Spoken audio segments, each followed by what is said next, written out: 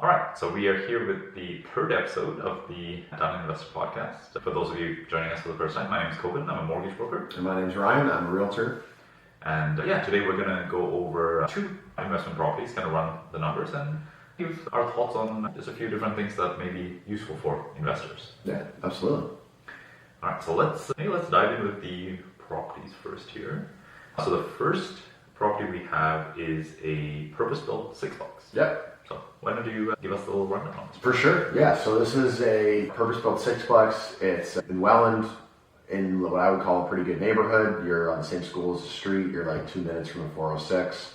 So very easy to rent in terms of everything like that. You got parks and everything nearby, shopping, bus route. Pretty ideal for a multifamily building. It's purpose-built. It's all brick. It's one of those ones that when the tornado comes, we're going to run to because it's not going anywhere. It's a really solid building. It's got 6 units. 4 of the 6 are at market rents. So there's some room for left on 2 of the units. Still cash flows as is, but in terms of an asset, this is what I would call an A-class asset, probably like a B plus to an A minus kind of neighborhood. So you're really kind of out there, especially for somebody, either an experienced multifamily investor or somebody kind of looking to get into that true multifamily space with commercial financing, like a good entry point for something like that. Yeah, this area is pretty good actually for a multi. This is on East Main, but it's closer to the highway. Yeah, which is a little bit different than when you go closer to the downtown. Much different, yeah. Like in that little corridor there, you've got a high school, you've got a Catholic elementary school, you got a French elementary school, you have all different types of schools and parks and everything that you need. And yeah, you're not in the downtown the rough area. Yeah, you can take your dog, kids, whatever for a walk and not have to worry at all. So yeah, these were the type of properties back when the market was hotter. We couldn't get to even break even.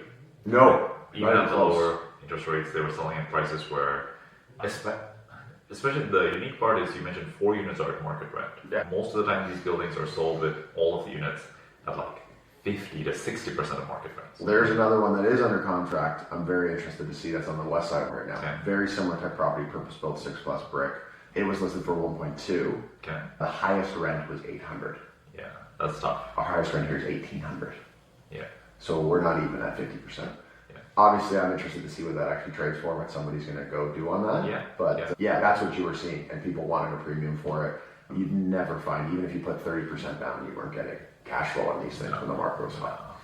So yeah, let's dive into the numbers quickly here. Where do we got those? Beauty. So listed for 135.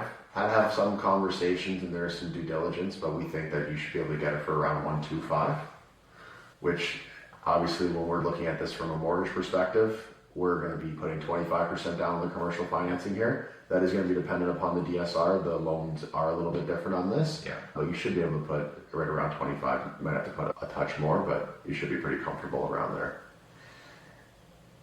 Yeah. Current rents at $8,000, 8.1 plus hydro. It's pretty decent. And the hydro, most of the units, actually not most of the units, all of the units are electric heat. Oh, interesting. So they're all separately metered. They're all electric heat. There is some gas for hot water, heater, and then some common areas. Central, okay. But you'll see if we do go to the specific breakdown, the gas is very low, and that's the reason why.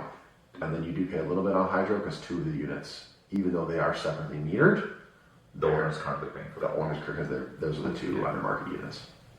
Yeah. And that water hydro does include your garbage disposal. Okay. So you include a few. Yeah, all utilities are included in that. Okay, gotcha. Yeah, so $1,200 of cash flow. It's not bad.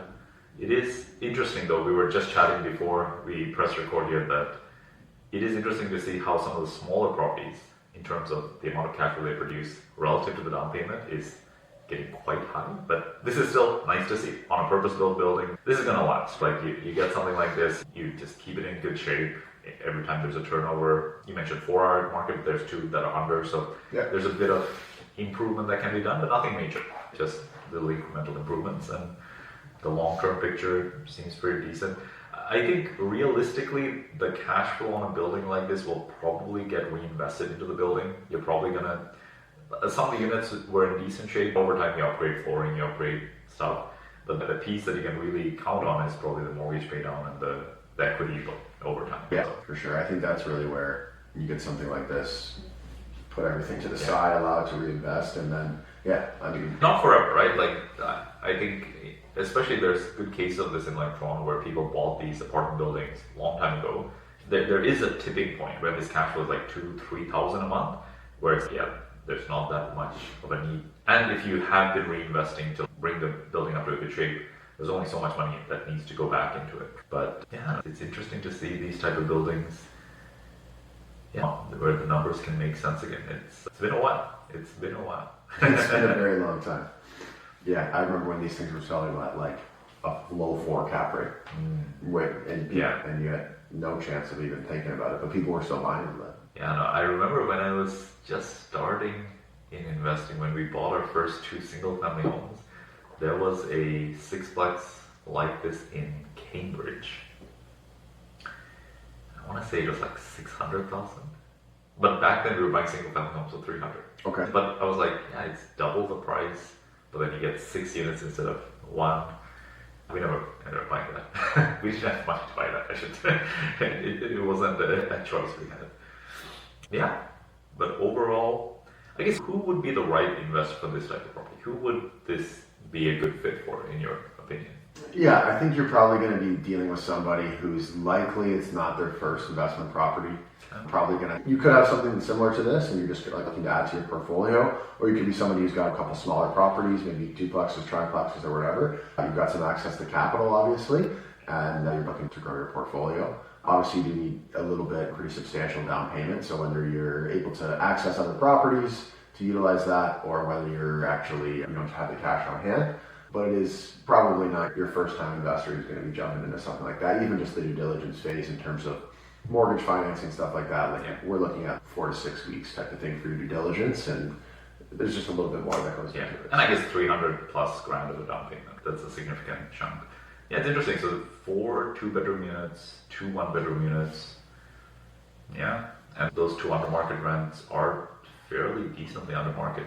So there's probably another grand, maybe more, of $1,500 if those 2 get to market, and reducing the hydro bill as well if that ends up happening. Yeah, it's an interesting deal. Let's go to our next property for today. So this one is a more simpler property. So probably a very different investors buying this. But yeah, I think it's a really interesting kind of compare and contrast because your cash flow is going to be about the same. And you're basically buying this for a little bit more, but then the down payment on the other property, essentially. We're in a very different area here. We are now in this downtown area that we previously discussed. We are on Albert Street here, so you're definitely downtown. You're going to be dealing with, I would say, like mid-tier tenants. The property's pretty decent. Some people have maintained it and updated it over the years, but you're not dealing with those same kind of A-class tenants that I would think that you would find if we were in the other location. That being said, rents are still very strong. This one is currently tenant occupied, bringing in definitely what I would call market rents, and it's still a pretty... The property seems to be in good shape. Even if the area isn't as good, a decent property with less units can still attract a decent tenant profile compared to a multifamily building. On some level, it is an apartment building. Yes. So like you're going to attract a type of tenant that wants to live in an apartment versus a smaller duplex. Mm-hmm. Albert Street is interesting. I'm trying to think if we've had any investors rent out properties. Street. I remember I had a listing a long time ago on Helens Avenue. Yeah, that's right here. Right here, yeah, it was a 4plex. Honestly, some parts of this area is actually not bad. Like I will say it's not a blanket. I think especially as you go further south, it's a little different. It gets a bit rougher, but it's a little different. Yeah. I mean, let's put it this way, people are spending a lot of money in this area, right? If you just go straight west in the canal behind, like if you go Park Street behind there, they're building a big apartment building behind there. They actually put in a new retirement residence that's right there that you can see. So people are spending money in this area. Obviously, there was just a nice commercial development that's right by just south of Lincoln off King Street as well, in terms of some restaurants and everything like that. So people are spending money in this area, trying to quote unquote gentrify it. Is it what I would consider a C-class area right now? For sure. Let's dive into the numbers on this because this is what's more attractive about this type of property, right? Yes, 100%. So it's listed at $450. I think 450 is honestly not a bad price for this, and it did just go down to that, but it is a buyer's market, so I feel like we should probably be trying to get it for around 450. Especially tenant occupied right now, like those properties are. Absolutely, yeah. I think you can probably get it for around 425. At least that would be the goal. The rents are actual. Now these tenants are actually paying, it's separately hydrometered, but they're paying a percentage of the utilities as well. Okay. I did not include that. Just from a management perspective, I think it's such a pain in the butt to do that. I'd rather just forgive them on that, especially when you have numbers that look like this already, and make it easier to manage. That being said, their current leases pay a percentage of things, so you could reduce some expenses of this as well. I don't recommend doing that, but each to their own. The challenge that I'm having even with some of my duplexes is that I'm worried the tenants are going to leave and I'm not going to be able to get a tenant paying the same amount. So especially if they're paying this plus utilities and they see another, say, 1,800 unit without the plus utilities, you don't want them to leave. So turnover costs you a lot. Yes. Turnover costs you a lot. If you lose $1,200 a year in rent, but you lose 2 months in turnover and it's paying $1,800, it takes you a long time to make that up. 100%. Okay.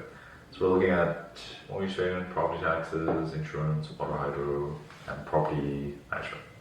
So yeah, close to $1,000 of cash flow, and I guess a property like this is maybe not going to need all the cash flow to make it. It looked in a little bit of a better shape, and it's a smaller property, so there's a bit more of this you get to keep. I would think so. Yeah, for sure. Yeah, obviously you still got one roof, furnace, and everything like that that you gotta maintain for, but everything from a maintenance perspective, it didn't look like there was really any deferred maintenance or anything like that on it. So you got $1,000 a month, you should be pretty comfy. Yeah, it's pretty interesting. So you put 90 grand down, you get 30 grand in the first 5 years of mortgage pay down, cash flow. Yeah, these are some pretty interesting numbers, especially for an investor who doesn't need to do anything to the property. This is a plug and play. Like you're literally collecting rent from the moment you close, right? So, yeah.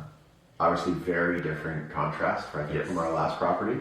This, though, especially if you are a first-time investor, you're looking to get started, you don't have the $350,000 to put into the property.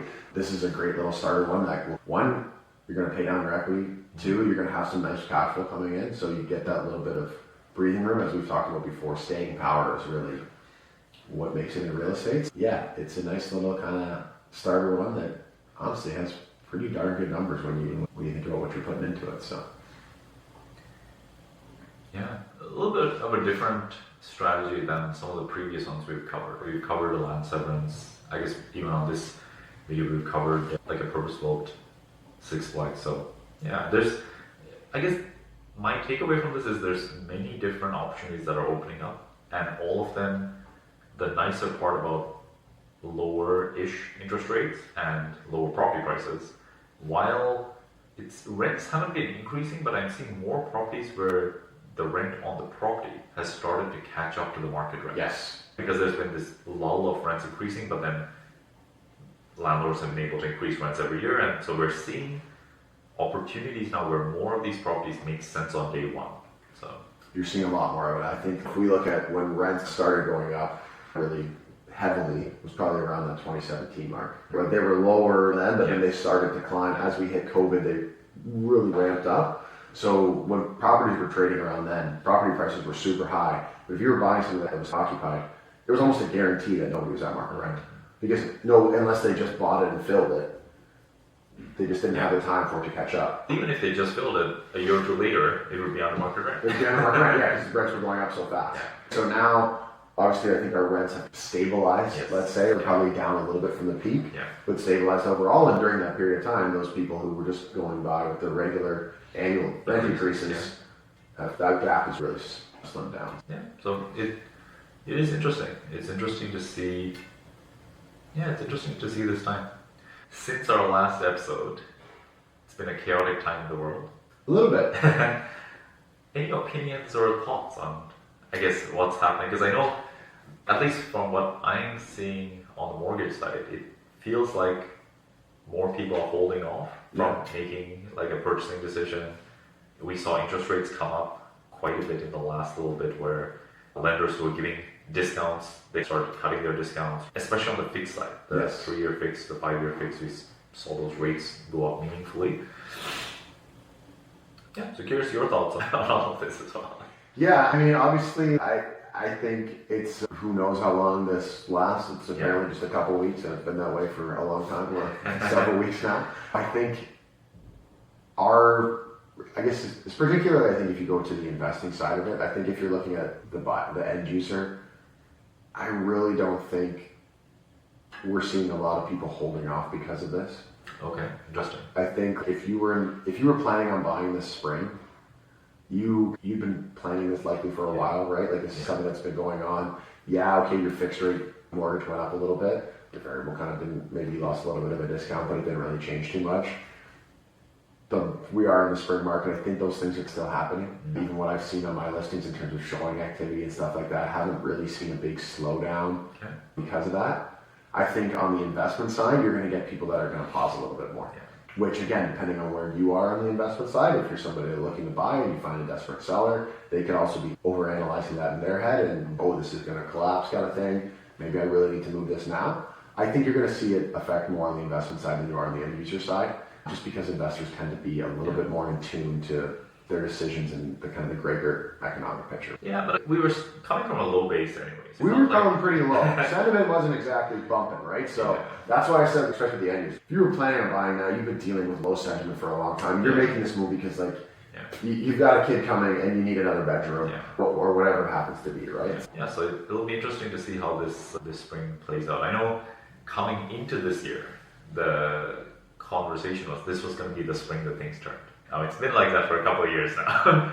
But it just felt like we had low rates for long enough that there was a tipping point where, especially, at least from my perspective, the challenge in a market like this is that the more things decline, the expectations of the buyer and seller don't meet for transactions to happen. And I will say though, that I've been finding conversations with sellers, I'm getting much, not that I'm not getting it, but I've been getting much less pushback. Interesting. On pricing. I think it's starting to sink in. Because I think the news rhetoric is out there. Okay. If you turn on the news right now and you look at whatever it is, CBC, like this, that Canadian News Network, they're talking about the housing market. And they're talking about how prices are down. They're talking about all this. So finally, interesting. Sellers are, I guess, listening to what the news is telling. Oh crap, the market's getting bad. You're not seeing the same kind of sentiment, even that, last fall was the spring, like you're saying, it's gonna be good, kind of things like that. Now it's coming out, it's like spring's not good. We're obviously they put in some new initiatives now with the no HST on for not just first time home buyers but for everybody. Yes, all new construction projects. So you can see that they're really the government's trying to stimulate this stuff. And so I think sellers are starting to hear that when all these stories are coming out in the news about people losing hundreds and hundreds of thousands. So I think it's starting to permeate a little bit to sellers, because I'm definitely noticing when I come to people and I'm like, hey guys, I know you guys had your home listed in 2023. I know it was listed for $200,000 more than I'm about to tell you. I know you're not going to like that. And most people are like, yeah, I know, just market's gone down, it's tough, we got to sell it. Oh. Before it was the fight back of, no, I know that my neighbor got this, it's still going to be there. You're not hearing that as much. You're still getting a little bit of that, obviously, but I think you're getting much less of it. Interesting. So that's good to hear, actually. Because that, ultimately, it is unfortunate that sellers have to take a loss, but having your mind stuck in a non-reality of where the market is at is not serving you. Because if you want to sell and you just... Think about all those people that have been waiting for the market, the sellers that have been just a little too high. Yeah, versus 23. Like 23 is now a great time to sell compared to where we're at now. There's a home on my parents' street that's been for sale since the end of 2022. Wow. And they have almost meticulously dropped the price to where it should be 6 months too late for 3.5 years now. Yeah, they're just chasing the market. They were at 7, and I know, because I know a realtor who offered $650 to them when they were at 7. Wow. Now they're listed at 5. Shoot. And it's just went like this.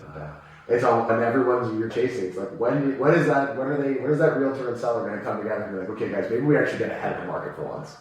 Yeah, I think I don't know where this came from, but there is wisdom that like the first offer you receive is likely the best, right? Like the first, when your property is just on the market, when it's like fresh, and if it's lower than what you expect, maybe consider that they're right and you're wrong. Doesn't mean you have to. We can negotiate with that first offer. Doesn't mean you just have to like take the one that's at face value. But that when you're negotiating and you've been on the market for a week, that's the most strength you have. That's the best. Because I remember the Fort Erie property that I had. That because I remember we chatted about it before I listed it for sale. It was in Crescent Park. Yes, in Crescent Park. Yeah, right. Because we were looking at the comps and yeah, I think somewhere between 475 made sense. So like, I think even before I talked to you, my expectation was like probably 500. And I was like, okay, maybe not, maybe 475. And then the first offer that came in, it did take a little bit of time, right? A couple of weeks, and then it came in at 450. And I was like, I guess this is the market. And then like I accepted it, and now like that would be like in the 300s, right? You would be very happy if you got that property. Yeah. And I took a slight loss on that sale, right? Because after I did a land severance also, it wasn't that I had room to lose, so to speak. It wasn't there was like a game that I was just taking less of it. No, I had to take a loss to accept that offer. But in my mind, just accepting like holding out in a slow market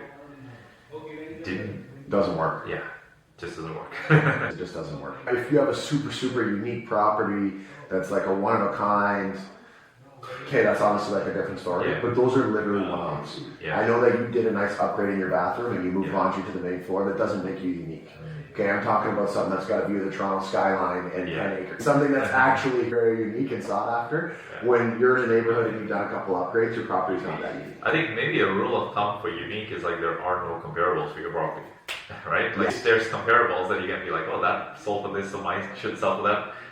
You're not as unique anymore. Exactly. When I can come in and I've got 4 or 5 comparables that I'm like, we're just adjusting for like a kitchen renovation or a bathroom renovation, you're not that unique. Yeah. We've got data, it's all here. We need to listen to what it's telling us. Yeah. Let's shift gears slightly. I want to share something with you. I know we've talked about this slightly so far, but I'm so curious to hear your feedback on this. So a little presentation here. So this is what's called a rental cash down. So it's a tax strategy that works if you own a primary residence and you have one personally owned rental property. Okay. It doesn't work if it's in a corp, so it has to be personally owned. And the idea is this, right? You're making generally your regular mortgage payments.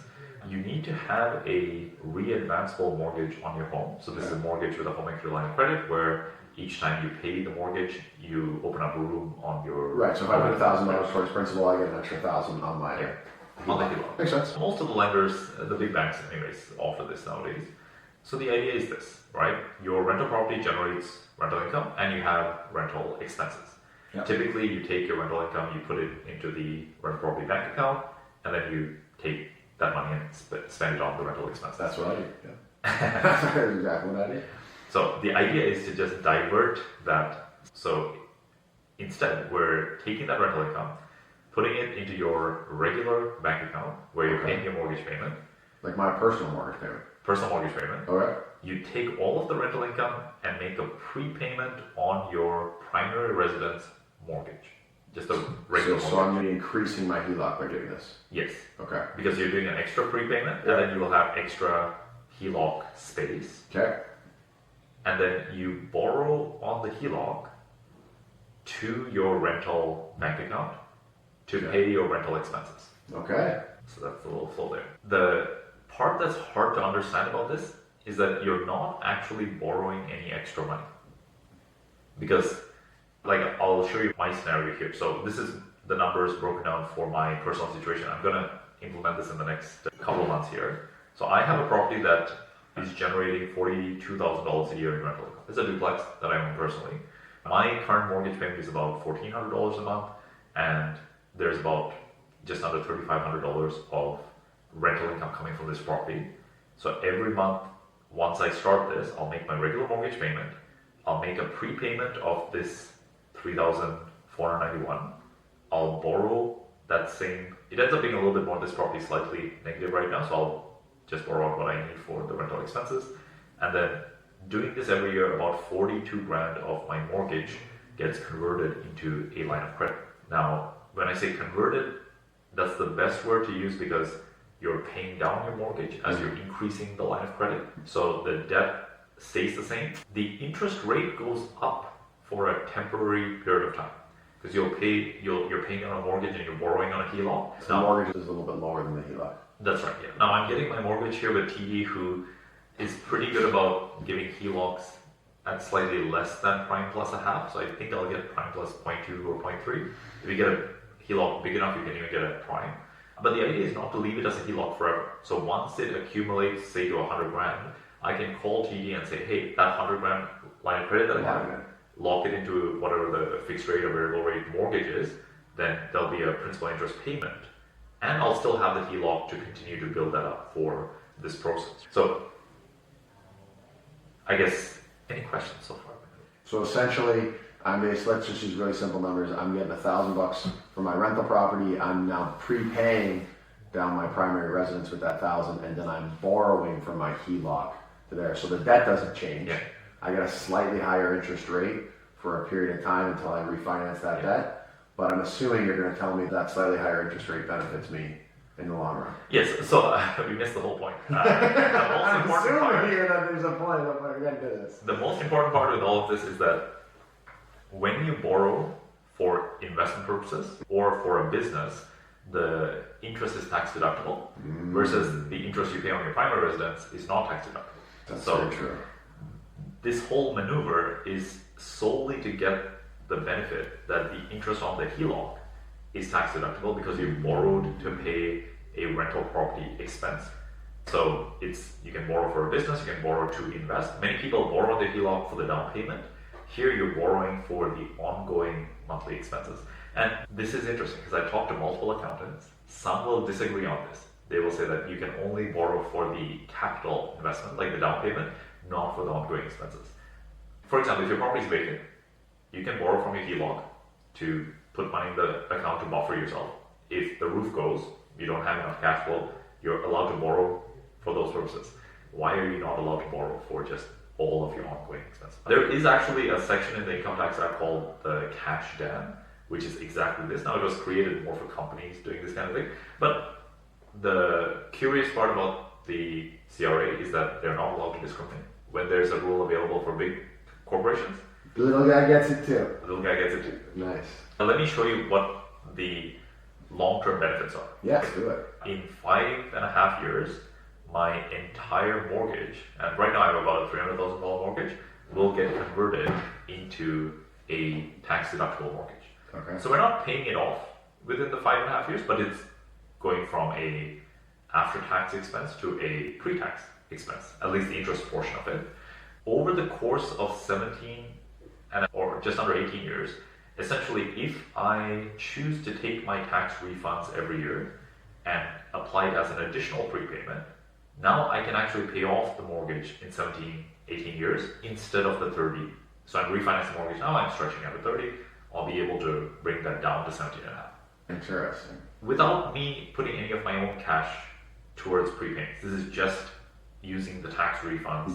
You're using the tax refund that you're getting based on this strategy. Based on the strategy, because once the mortgage is tax deductible, that generates a refund because now my expenses are going up on the rental, then I generate a refund. This is a scenario here. I think I put like a 3% appreciation rate. So if I wanted to, in about 9 years, I can sell the rental, whatever equities there to pay it off.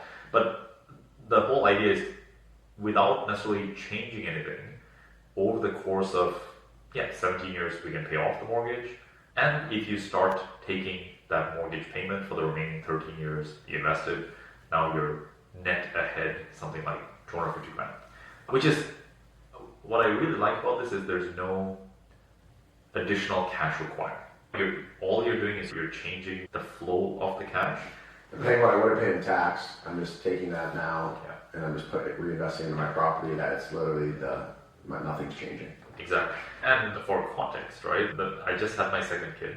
And the most curious part I discovered is that your effective tax rate when you have 2 kids is much higher if you consider the child benefit as a tax when it goes down, if your income goes up. So for example, if you contribute to your RSP when you have 2 kids, even if your household income is like 80 grand, right, 40 grand for each couple, you're still getting like a 36% benefit between the tax refund of 20%, child benefit increase of 13%, and Ontario has something like trillion benefit of 2 or 3%. So the same thing applies here. If I get a 5 grand reduction in my income, I get a 36% benefit on that $5,000 decrease. Reduction.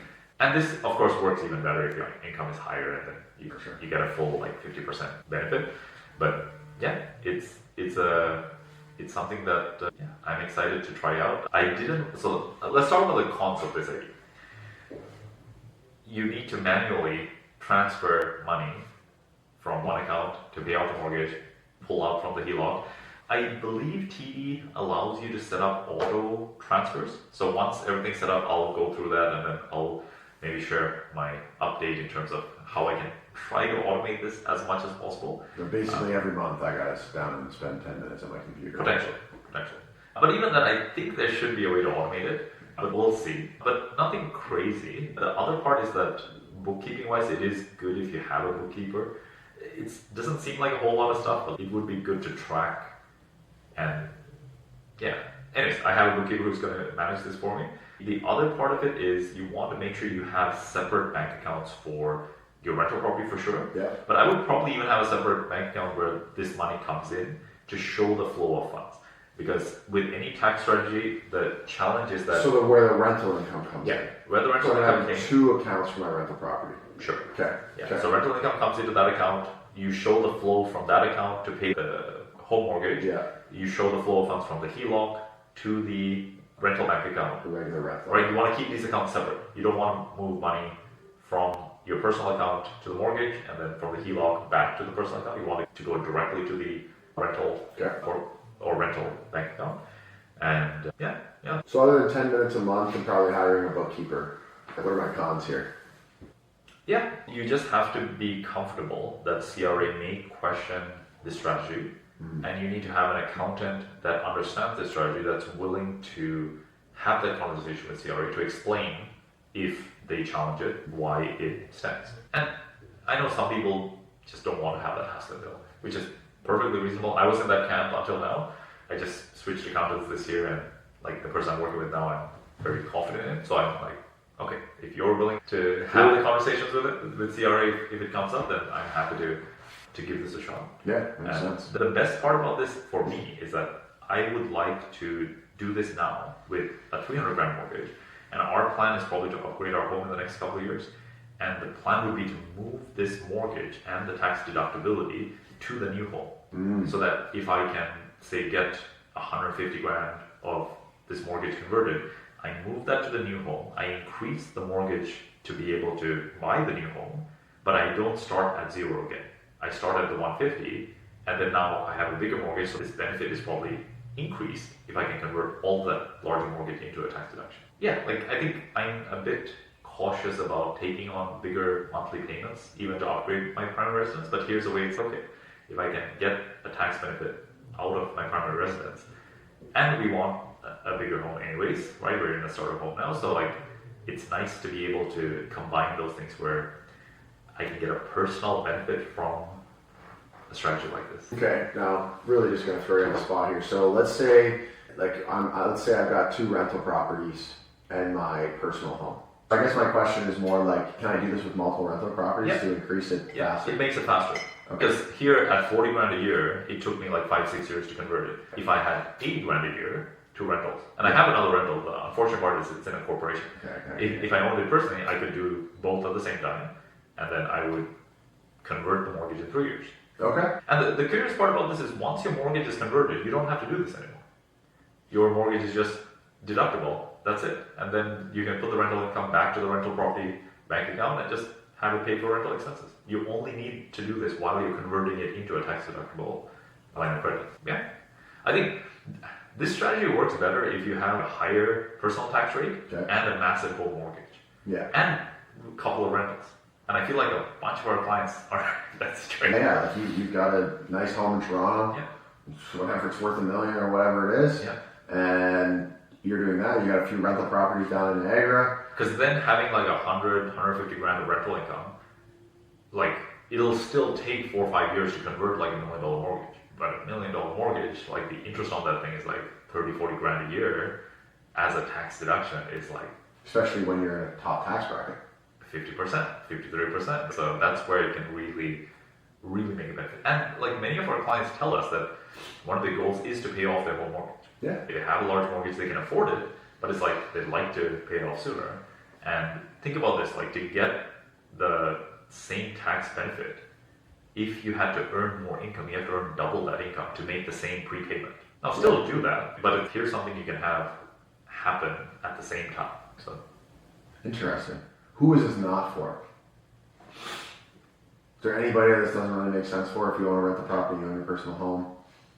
Obviously, yeah, if you're the doctor and the lawyer, and you got a couple, this is definitely for you because you're going to save a lot. Definitely for you. One of the challenges is you need to have 20% equity in your home. Okay. So if you buy a home with 5% down, you have to wait until you have the 20% equity. 20% Okay. because you can only get these advanced loan mortgages once you have 20% equity. Makes sense. I think if you're very disorganized, if you're not like, if you're the type of person that is going to move money around from one bank to another and you're not able to stay disciplined about this, it's not that it's not for you, it's more that if CRA ever audits you or even just asks you a question about it, you're not going to have a good answer for them and it's going to really make it messy. The third one is if you have any plans to use your HELOC for personal uses. Like if you're planning on using your HELOC to buy a boat, buy a car, buy anything personally, you don't want to. You don't want to mix the investment use with personal use. So ideally, you want to be in a position where, in my mind, I will never use my HELOC for personal use. Now, things may change, but like we, like the whole goal is we have our own emergency fund, we have our own cushion inside of the HELOC, so that it can be dedicated for. So I'm planning on redoing my kitchen. I'm going to use my HELOC to do it. This ain't for me right now. Yeah, there are some lenders that offer mortgages with multiple HELOCs. TD is not one of them. So there may be a way to get around it where you set up multiple HELOCs. So I use this one for my kitchen and this one's for right. Yeah, but I would probably say that, again, like already this is complicated. That just adds another complexity to it. I think ideally you want to work with a good bookkeeper and a good accountant who can make sure that things are filed in the proper way. Yeah. So another person who should do it themselves is if you file your own taxes and you're not necessarily an accountant, I would probably advise against it. But again, say you are one of those higher net worth individual, higher income earners. Yeah. You're probably already paying an accountant. And you're already. And if you're not, what's your accounting? We're talking about $1,000 to save 5 figures. It's exactly. Not really in the same. Yeah. Okay. Yeah. No, interesting. I wish I knew about this because we were helping investors buy multiple rental properties. And I can think of many clients that I'd be like, oh, you probably should have done this. Yeah. And it's not too late. You can do this after you bought the rental property. There's no requirement to set this up before you purchase the property. Okay. The only requirement is if your mortgage currently doesn't have a HELOC, you will need to refinance it to get a mortgage with a HELOC on it. But pretty much every bank has a version of this product. Some lenders are a little bit better than others. Some lenders restrict how much of your principal payment becomes HELOC room. Yeah. So just something to be aware of. And some lenders also don't make that room available right away. There's a 30 to 60 day delay. So things to be conscious of. If you don't already have room on the HELOC and you're counting on that 3,500 space to pay that mortgage payment on your rental, then like you want to be aware of it. I think so. I've had conversations with clients about this. Some other scenarios, if you're planning on leaving the country, or if you're planning on leaving that property and not buy another private residence and convert that home into a rental, then this whole thing, like your home mortgage, should technically be tax deductible when it's no longer a home, right? It's a rental. Yes. So like, this is all for nothing if that you don't stay in that home. For a lot of people who just like the home they live in, and they're gonna live in it. They're living it for foreseeable future. Yeah, it's something that I like it now. I'll let you know after I start. Yeah, I can't wait to review with you after you've got this all set up and you got it there. And in 6 months or 6 months or a year. 6 months I'll start. Okay. And then in a year I'll have my first tax filing of how this all works and the first small refund. Hopefully the first of many. To be continued. Through this process, though, I will say it is fascinating. So I currently have my mortgage with BMO. Yeah. When this whole Iran thing was happening, it's still happening, but when it started, and my renewal is in July, I gave them a call to be like, hey, what is my rate for my renewal in July so that I can lock it in for July? I'm on a variable right now. I'd like to keep it till July, but I'm thinking maybe if you have a good 3-year or 5-year fix, I'll lock it in from July. They're like, no, we can't do that. Okay, But if you're the renewal department, so what do you do? Yeah, who does this? And they're like, we can give you a renewal offer today that you will need to start, and this was in March, so it's like, you will need to start it in April. 30-day hold, basically. Yeah, and I'm like, but what does it mean to do an early renewal if I can't renew early? But we have a contract till July. Can I not get my options for July? And they're like, no, you get the options for July In June. I'm like, that's stupid. So I'm switching lenders, and by switching lenders, I can lock in my rate for July. I can benefit from the low variable rate I have now until July. I'm not expecting rate hikes to happen in the next 3 months if they happen.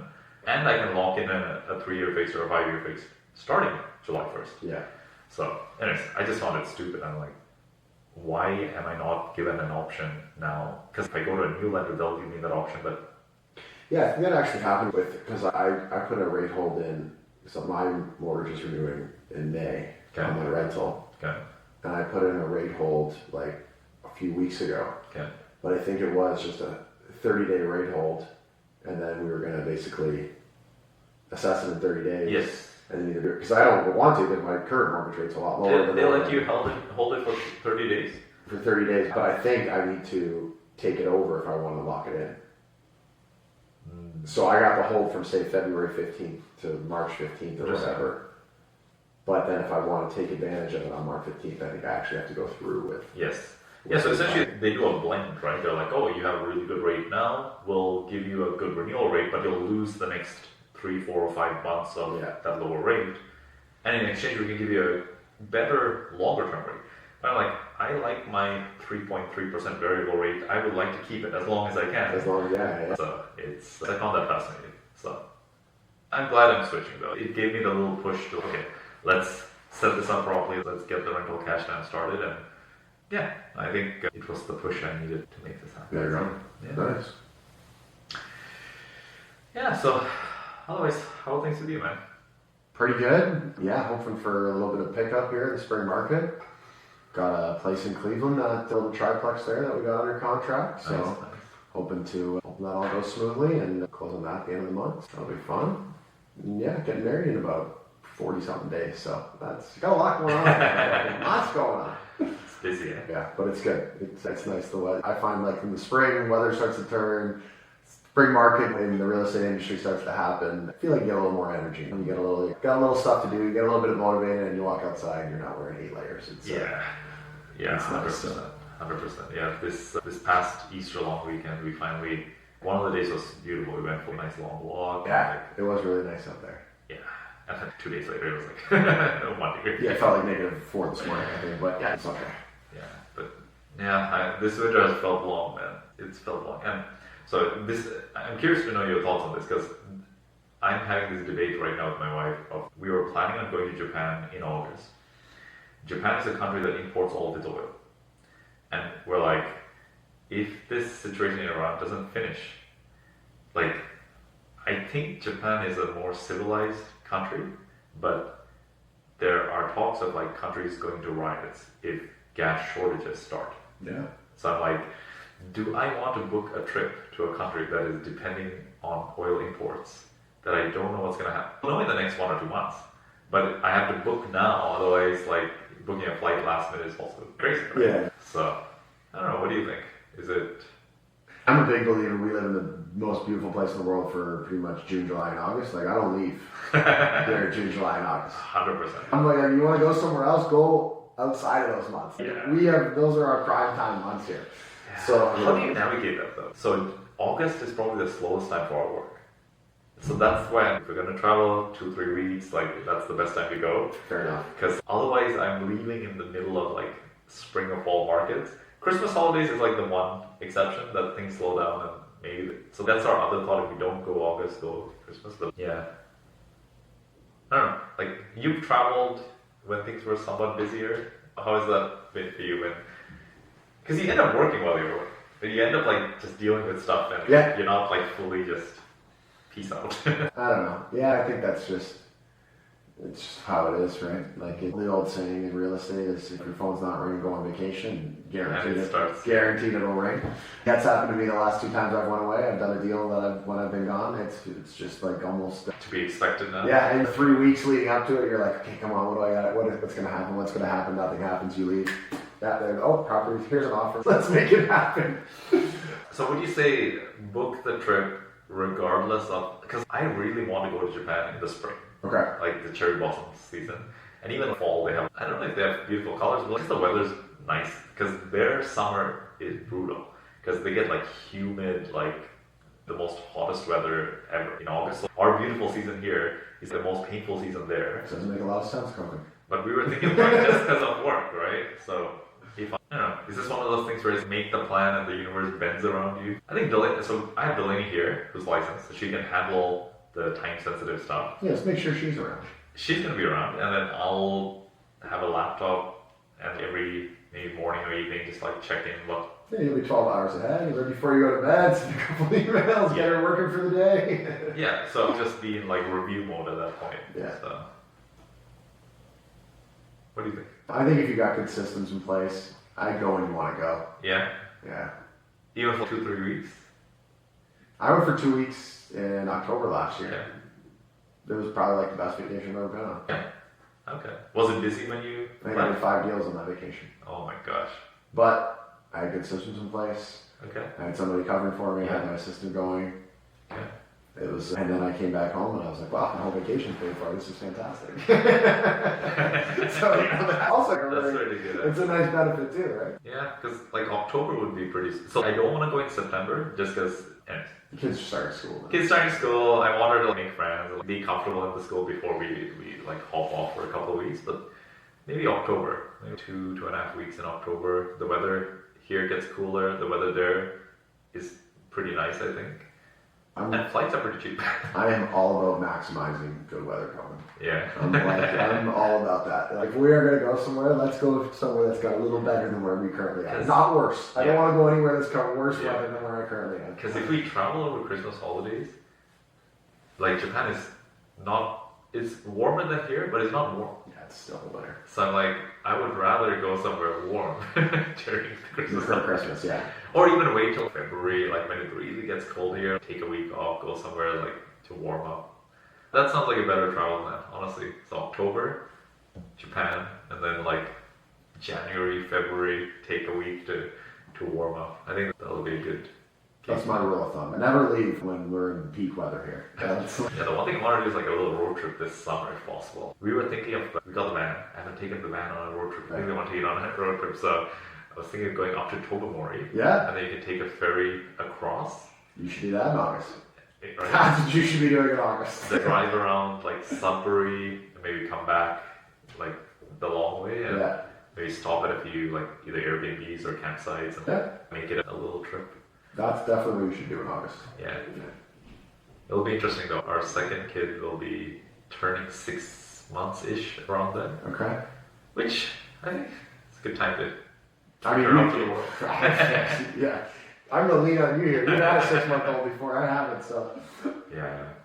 I'm trying to remember when our first was 6, like, yeah. Some kids are good in cars and other kids like struggle. And like when they struggle, it's painful because they're like crying. So far, especially when you want to go drive 10 hours in a day. Yeah.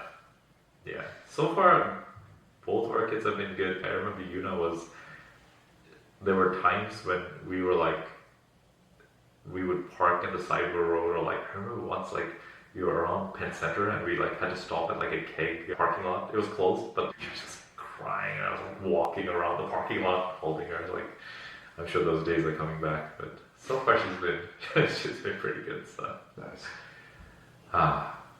Good stuff, man. Yeah, I think we covered a lot on this episode. I will definitely be making more content on the rental cash now. I think this is one that I find my motivation to talk about stuff is based on how close I am to implementing it for myself. Anyways, just in the last couple of years, I had to change how we paid ourselves from our company, and that affected my ability to qualify for a mortgage.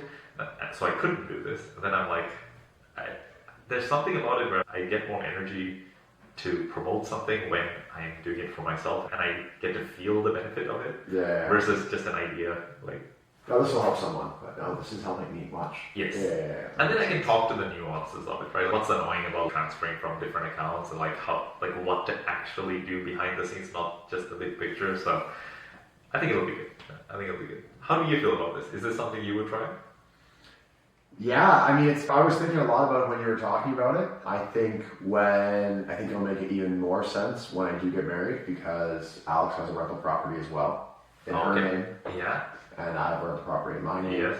So you have two that you can flow through it. Okay. So there could be two that I could flow through it. My primary residence right now was bought at the wrong time, so that whole 20% thing ain't exactly there either. That's tough, yeah. So that's really, I think, the biggest limiting factor for me right now. Yeah. But yeah, it would be nice. You also rent out your basement. Yes. Now, do you deduct part of the interest on your mortgage in your tax bill? I would have to talk to my accountant, but I believe so. I send them the rental money I would make from the Which is basement. fine, So. which is fine. It's just that this really works well when you don't rent out a basement because nothing is deductible. Yeah. At least part of your expenses are deductible. So you would be trying to get back the other part. I think like hopefully, I'm renewing my mortgage this year. We're getting married this year. Hopefully, the next time I'm renewing my mortgage, whether that's 3 or 5 years, depending on what I decide to do. Hopefully, I've got housing prices, or who knows what happens, but maybe I've gotten close to that 20%, so I could put down the extra, have the 20% where that income, and then obviously. At some point, probably in the next 5 years, we'll probably take over our whole house as well. True. In which then case, your expenses are higher. It starts to make a lot more sense. I'm just too young for this right now. That's hilarious. Yeah, honestly, but it's a real challenge. If you buy a home with less than 20% down, it's like it takes a bit to get to that point. For sure. And then obviously when values have went down since I bought it as well, is also not really helping the cause. Yeah. But that's okay. Yeah, I'm in the same boat actually. It's just we did a prepayment on the home, so now we chipped away at it. So you've got enough. But it is interesting because we bought it at 480, and if I didn't do the prepayment, I would be underwater right now. Yeah. So the prepayment is the only thing allowing me to have equity in our house. I can tell you that I just sold a house like a few doors down from mine, and I sold it for about $100,000 less than my mortgages. Ooh. Now this house it was like my house when I bought it. I did put a lot of money into my house, so I think I could probably break even if I had to sell right now. Okay. But definitely not getting it appraised for 20% more than my mortgages. Yeah. I will say it's interesting. I was telling you just before we started recording, we're helping one of our clients do a renewal, but they're also extending the amortization, reducing the payment on a rental mortgage. And this specific lender did an auto appraisal. Yeah. And it sometimes works out, right? Like in this case, I thought the home was worth like 450 and the auto appraisal came in at 500. So they're able to pull out a little bit more than... Listen, I've seen this multiple times where I get a phone call from a client. Hey, I'm just doing this. I'm trying to getting an appraisal for this, that, or the other. He came back at this. Do you think this is good or I should push back? And I'm like, don't even think about pushing back. Just take it. This is 50 to 100 grand higher than I can sell it for. Don't. And it's usually ones like that where it's a converted duplex, and there's literally nobody's bought converted duplexes. Yeah. They're just not being sold. So they're going back 3 years, and it's take that number, take it and run, and I think in a good spot. So. The only thing to be cautious about in this type of scenario, so I've done this on 2 of my rentals where I refinanced it, and at times when values were higher, so now the mortgage is like pretty much the property value. Just like it's a double-edged sword, right? It's great to get the cash in hand. Just use that cash wisely, because if you blow it intentionally or unintentionally, right? Like maybe you put it into another investment, or you do something with it where you lose some portion of it. It's like that debt remains. And then one of my properties is curious because I bought it for 425. My mortgage is at 500 right now, or 480 something, and the property value is at probably 500. If I sell at 500, right, I'm not going to have enough to pay off the mortgage, but I'll also have to pay a capital gain from 425 to 500. Yep. So like, it's something to be aware of when you really lever up some rental properties. Yeah, right? when you lever up, you better make sure that you're not planning on selling many times. Or just don't treat that money as free money, right? Yeah. Be very intentional where you put that, so that you can pull it back when you need it. Yeah, when you need it. Exactly. I guess the tough part is like many of our clients have been doing this kind of refinances to pay for renovation on another property that has also gone down in value. Like that's where it's not like you made any bad decisions. It's just the money has been spent in a way that's unrecoverable. Yeah. And yeah.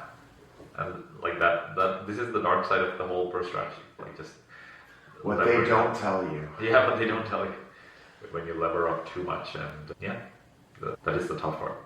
Last point before we wrap up, I know we've gone on for a little bit longer. I have been just reviewing our personal sort of financial plan, and it's curious. So I have the 2 rentals right now that are like 100% levered, and the rest of our investments are liquid, basically index funds kind of thing. These 2 rentals, pretty much none of my net worth is in it because it's levered up. But it plays an interesting role if you think about inflation over the course of the next 20 years, right? Because inflation hurts your index fund returns or any investment return.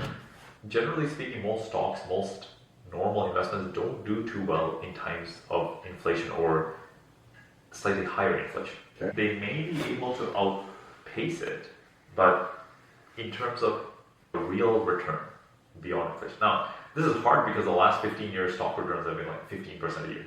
But if you look at a longer term reasonable expectation for it, it's going to be much less than that. So I think somewhere between 6 to 10% before inflation. And if inflation is at 3%, that's a 3 to 7% real return.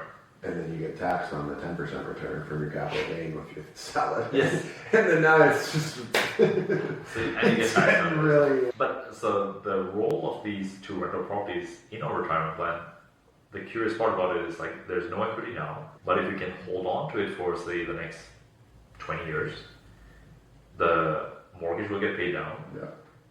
The appreciation, if we only look at it as an inflation hedge, so not counting anything more than what inflation is, like the value we build up in these 2 rental properties should offset the quote-unquote loss we take on our index funds due to inflation.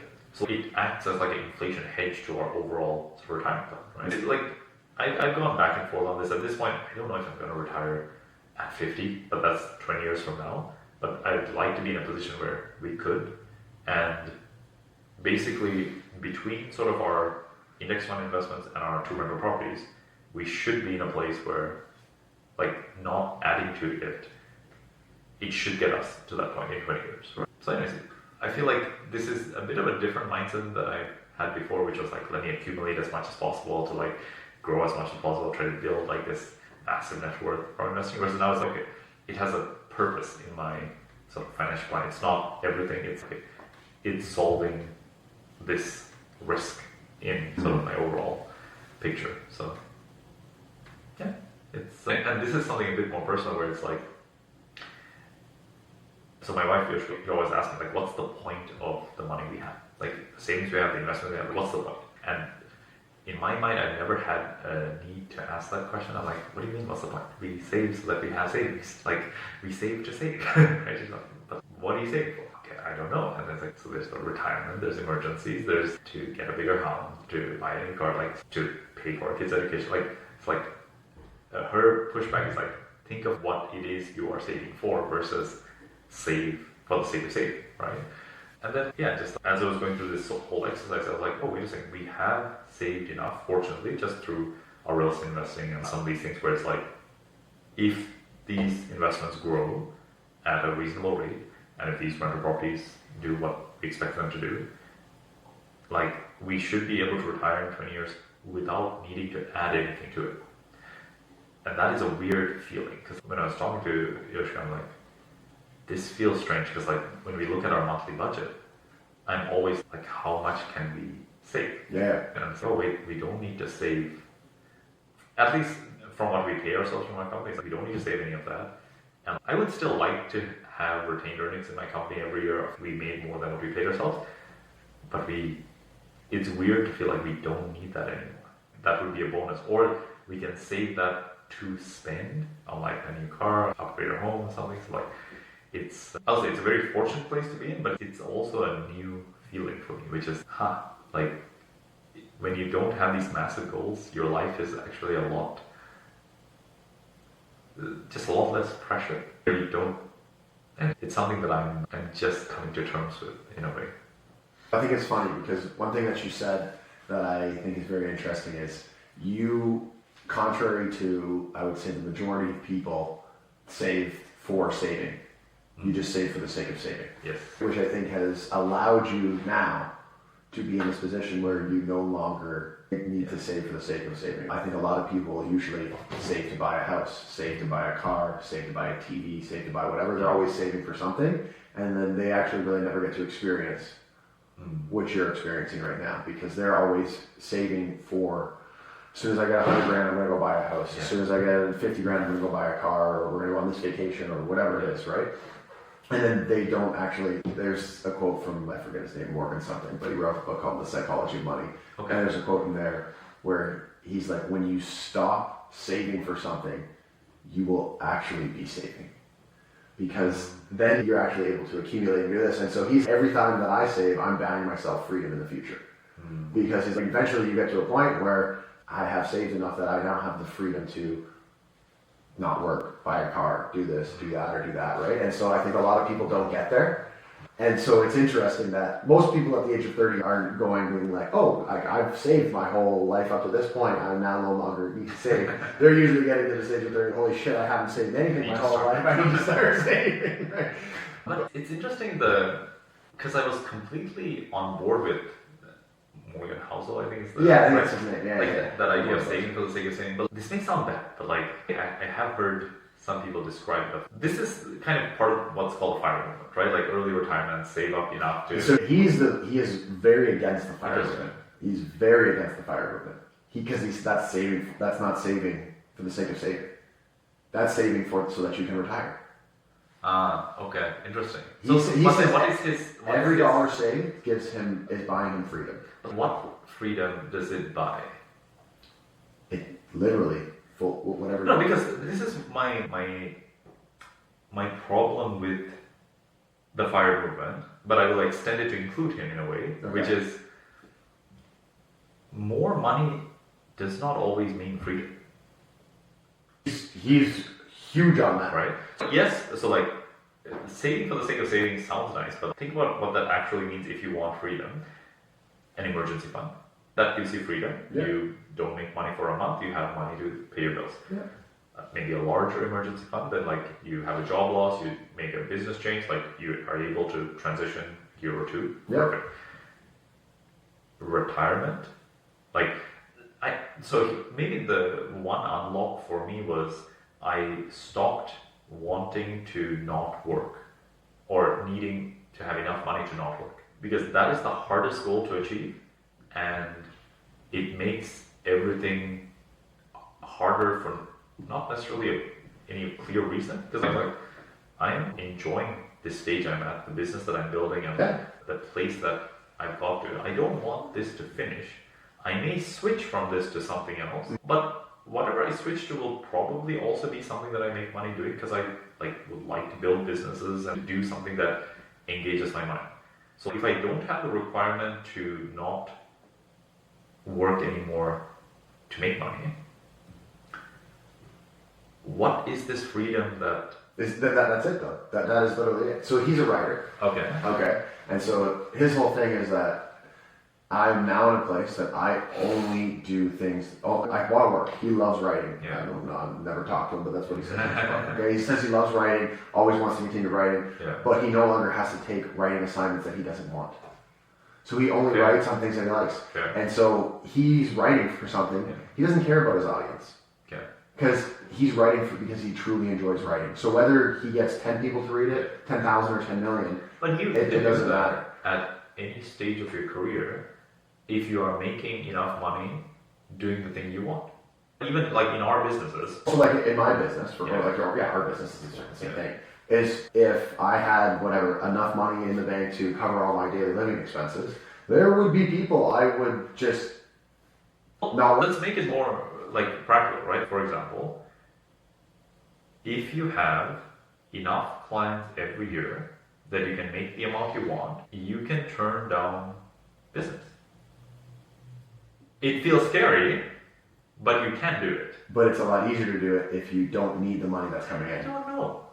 I think it's the same heart. Because I think the way our brains are wired, if we care about people, we want to do a good job, we want to serve others, it is hard to tell someone who wants to work with us, no, I can't work with you. I think that's just an emotional feeling that's hot.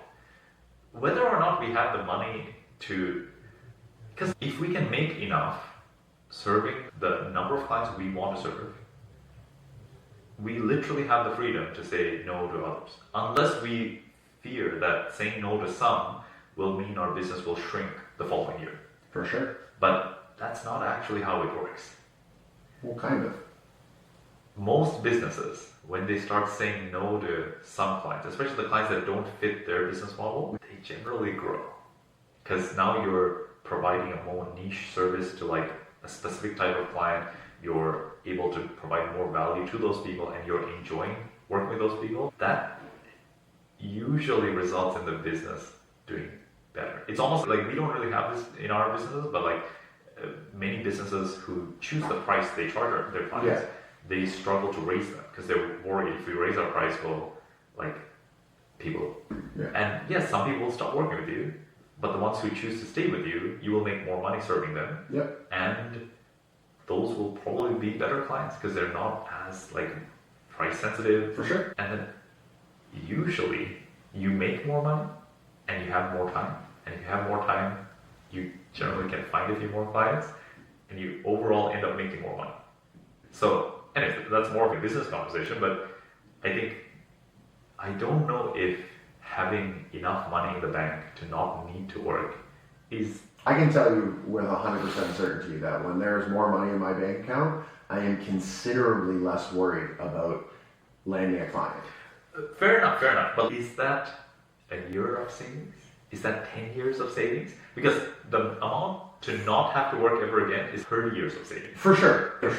I'm not, but there's definitely a correlation there. So you always want to have some money. If you have no money... No, but if you've got 1 month or 1 year, like there's going to be a big difference there. Sure. Like even a year is, like, I would say that's like within the realm of a basic necessity in terms of like financial cushion. So yes, I think that's required. Yeah. I'm talking more about like when you have the year of savings, right? And you know you're contributing to your retirement accounts. You know that you will be able to retire at the age you want to retire, right? Mm-hmm. Like things are on track. To do more than that, I challenge this idea that you get freedom in that pursuit. Because I feel like you lose freedom in that pursuit. Because now you work harder, you say no. So the purpose isn't to work harder here. No, but if you make that your goal of I want more freedom, right? So then naturally that means in order to save more money, you... But we're talking about saving for the sake of saving. So that's not the goal. So the goal isn't, I'm saving for the sake of saving here. Okay. I'm not like, I'm saving to get like freedom. I need this number. So then you're just saving. Like that, at least that's what Morgan... And like by saving for not anything. Yeah. That intuitively or inherently gives you freedom. So you're not chasing freedom. But what freedom does it give? Everything that we just described. But I feel like I spent the last 10 minutes saying like, it wasn't... Because you're saying it robs you. You're saying if I put up this pressure on myself, that I need to have whatever it is in the bank account, whatever that number is, so that I can actually have freedom. You're missing the whole point. That you're not saving with the sake. Then you're saving for a purpose. Because you're saving to get to this freedom. That does apply pressure. And that does rob you of freedom. I completely agree with you. So saving for the sake of saving. Just without attaching something to it. Okay. Without attaching something to it, because you're just living within your means. Yeah. My means are this. But you are making decisions, right? You are saying, so what I want to get the newer car now, or I want to save. He says, but he says that like he never thinks about money. Okay. He's someone who writes on money and never thinks about money in his personal life.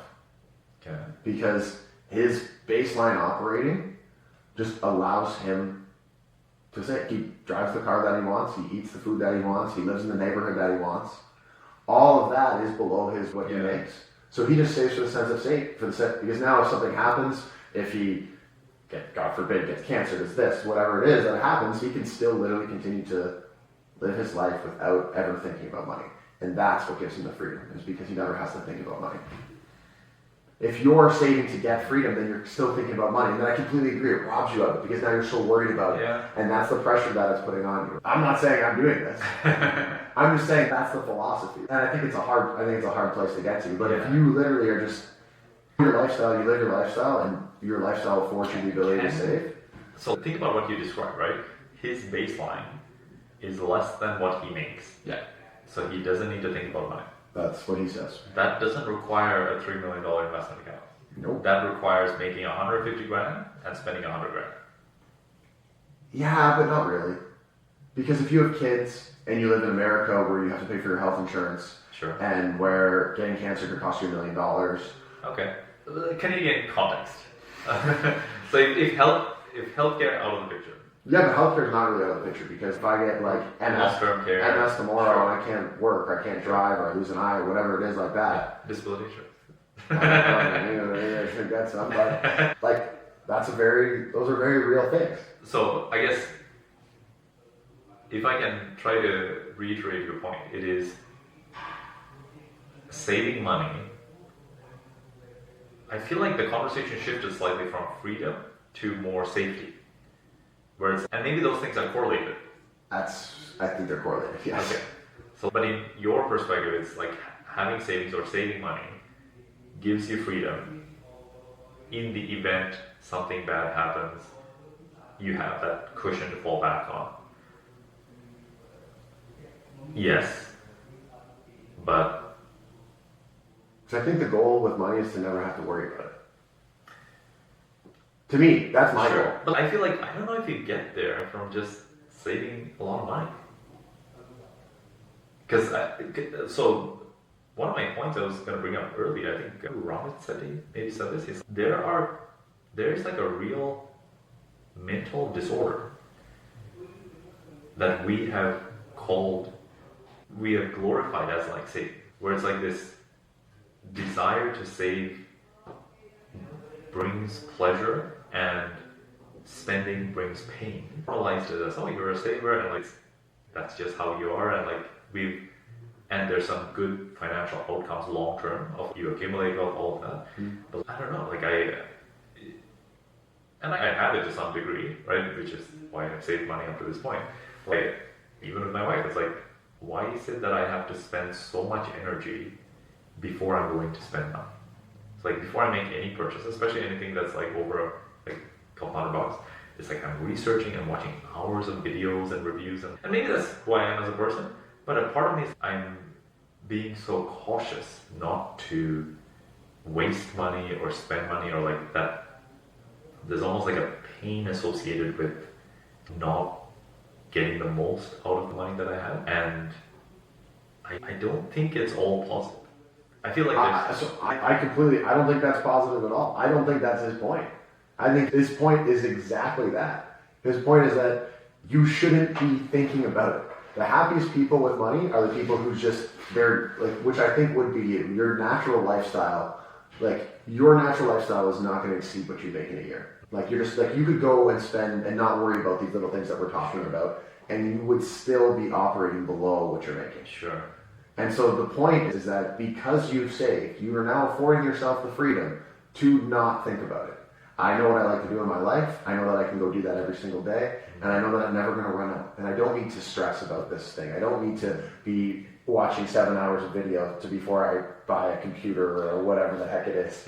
You know what I'm saying? Like, I think that's literally the point. And maybe you are there where now it's actually, okay, I did do this saving. I did hyper save for however many years you did. And I put myself in this place where now I can actually just stop thinking about it. And just go and live your life. And then And your point is that comes from saving. That comes from doing what you did for the last 12, 15, however many years. Yeah, so that's more the practical side, but like more the emotional side is if you are in a place where you're saving every year, then you can be less intentional about how you spend your money, because you know that your expenses will be below what you're making. So even if you spend a little bit more, I guess they're similar to like our conversation about turning down clients. I think that there's definitely a fear of if I lose the intentionality, Yeah. do I lose? Yep. And maybe just like clients, I don't know. But maybe it's not just, obviously, you know, all of a sudden you completely change. You go move to LA and your house is $5 million. Like, things are going to change. But if you operated your, like, what do you like to do? What do you like to do with your family? Yeah. I don't think you got $10,000 nights. I could be wrong, man. I don't I want to buy the Model Y, like the Tesla Model Y. Okay. Okay. So, anyways, used, these are like 25 to 30 grand. I don't think it's crazy, but there's like, I don't know if I'm at a place where I'm like, well, let me just buy it without thinking. But you know what? I will say this, like when I bought my van, I spent 18 grand on it. I went through the whole stress cycle of researching and like thinking about it. And I do remember after I bought it, I'm like, yeah, like I took that money from our savings. And I was like, I didn't even notice that our savings went down, our investment accounts. And I'm like, this is weird. Like, why was I stressing out so much about that purchase? You know what I'm saying, Koukun? What I'm saying? Yeah. We got very philosophical. The last hour really got interesting. If you watched this far, I commend you. And if you enjoy this episode, we'll keep these coming. Absolutely. All right. All the best.